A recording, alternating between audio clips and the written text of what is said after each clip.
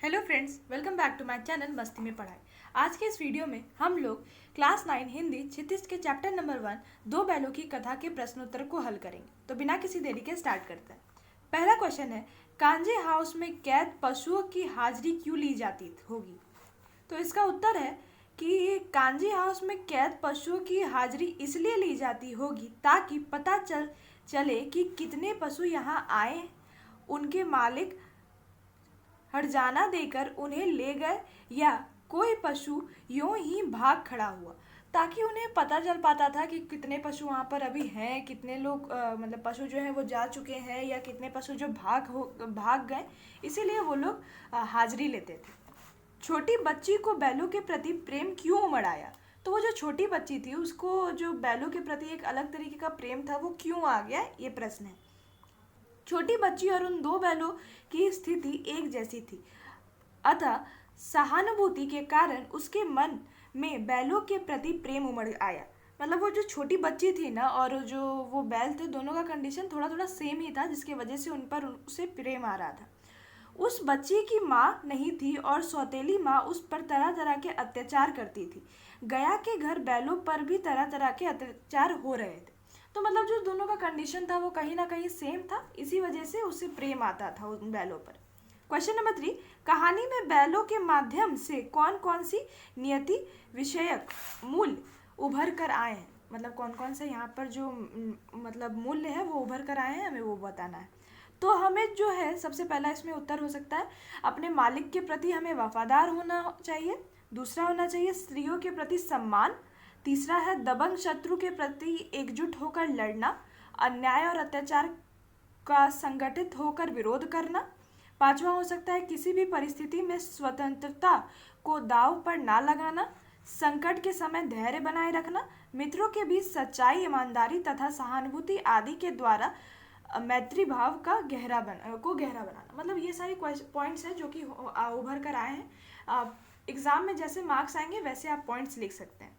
Question number 4, प्रस्तुत कहानी में प्रेमचंद ने गधे की किन स्वभाव विशेषताओं के आधार पर उसके प्रति रूढ़ अर्थ का प्रयोग न कर किसी नए अर्थ की ओर संकेत दिया है? तो इसका उत्तर हम लोग नेक्स्ट पेज में देखेंगे।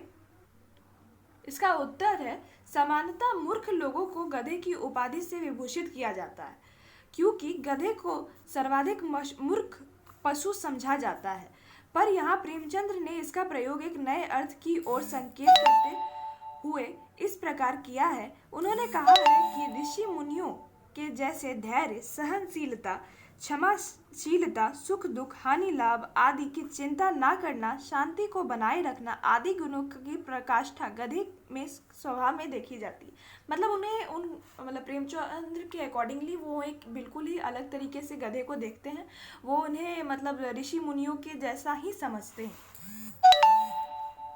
क्वेश्चन नंबर 5, किन घटनाओं से पता चलता है कि हीरा और मोती में गहरी दोस्ती थी?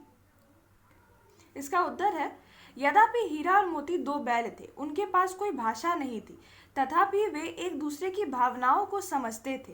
खेत में काम करते समय या गाड़ी खींचते समय वे यही प्रयास करते कि ज़्यादा से ज़्यादा भार उन पर हो, उनके मित्र पर नहीं। विपत्ति में के घड़ी में वे हमेशा एक दूसरे के साथ रहे और मिलकर डटकर उसका मुकाबला किया। इस प्रकार हम देख सकते हैं कि हीरा और मोती के बीच एक गहरी दोस्ती। मतलब वो दोनों एक ऐसे मित्र थे जिनके पास मुख भाषा तो नहीं थी, लेकिन वो हमेशा ये चाहते थे कि ज़्यादा से ज़्यादा प्रॉब्लम जो है वो खुद फेस कर ले, उनके दोस्त पर किसी भी तरह का आँच नहीं आ पाए। इनसे हम देख सकते हैं कि उनकी दोस्ती काफ़ी गहरी थी, क्योंकि कोई भी इंसान तभी खुद को दुख में देख सकता है जब वो सामने वाले मनुष्य से खुद से ज़्यादा प्रेम करे। क्वेश्चन नंबर 6, लेकिन औरत जात पर सींग चलाना मना है, यह भूल जाते हो? हीरा के इस कथन के माध्यम से स्त्री के प्रति प्रेमचंद के दृष्टिकोण को स्पष्ट कीजिए। तो यहाँ पर भारत का संस्कृति में दिखाया जाता है कि स्त्री पर कभी भी हमें हाथ नहीं उठाना चाहिए। हाथ तो किसी पे नहीं उठाना चाहिए, लेकिन फिर भी एक भावना हमारे भारत में सिखाई जाती है।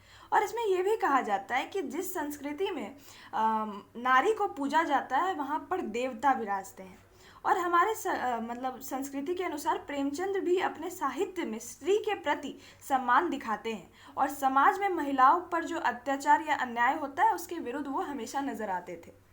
क्वेश्चन नंबर 7, किसान जीवन वाले समाज में पशु और मनुष्य के आपसी संबंधों को कहानी में किस तरह व्यक्त किया गया है? तो इसका उत्तर नेक्स्ट पेज में देखा जाएगा। तो इसका उत्तर है, किसान जीवन वाले समाज में पशु और मनुष्य के बीच में आपसी संबंध बहुत ही गहरा और प्रेम पूर्वक जैसा चलता है। ये कुछ पंक्ति हैं, आप लोग इसे ज़रूर ही लिख लें, हो सकता है इसमें टीचर्स इंप्रेस होकर आपको मार्क्स एक्स्ट्रा दे दें। तो इसका उत्तर आप ऐसे भी लिख सकते हैं, किसान के लिए कृषि कार्य में उसका सहयोगी और उसका परम मित्र बैल ही होता है। उनके बीच हार्दिक संबंध होता है। किसान अपने पशुओं को परिवार का सदस्य मानकर उनसे बेहद प्रेम करते हैं। इस कहानी में हीरा, मोती और झूरी तथा उस छोटी सी बच्ची के बीच जो भावनात्मक संबंध है उसका उदाहरण मिलना मुश्किल है। मतलब जो किसान होते हैं ना, उनके लिए उनके जो पशु हैं, जो बैल है, वो उनके सबसे प्रिय मित्र होते हैं। वह उन्हीं के उपयोग से अपने खेत को जोतते हैं और ये पूरी चीज़ हम इस कहानी में पढ़ चुके हैं। क्वेश्चन नंबर 8, इतना तो हो ही गया कि 9-10 प्राणियों की जान बच गई, वे सब तो आशीर्वाद देंगे। मोती के इस कथन के आलोक में उसकी विशेषताएं बताएं। तो इस जो इनका कथन था उसमें हम लोग ये देख सकते हैं कि वो एक आदर्शवादी विचार के थे। वह प्रेरित होकर दूसरों के लिए काम करना चाहते थे। वह कभी भी अपनी आज़ादी को त्यागना नहीं चाहते थे और वो खुल के आज़ादी के साथ साथ सांस लेना चाहते थे। तो इस चैप्टर के क्वेश्चन आंसर्स अब हो गए हैं। नेक्स्ट चैप्टर के क्वेश्चन आंसर हम लोग जल्दी देखेंगे।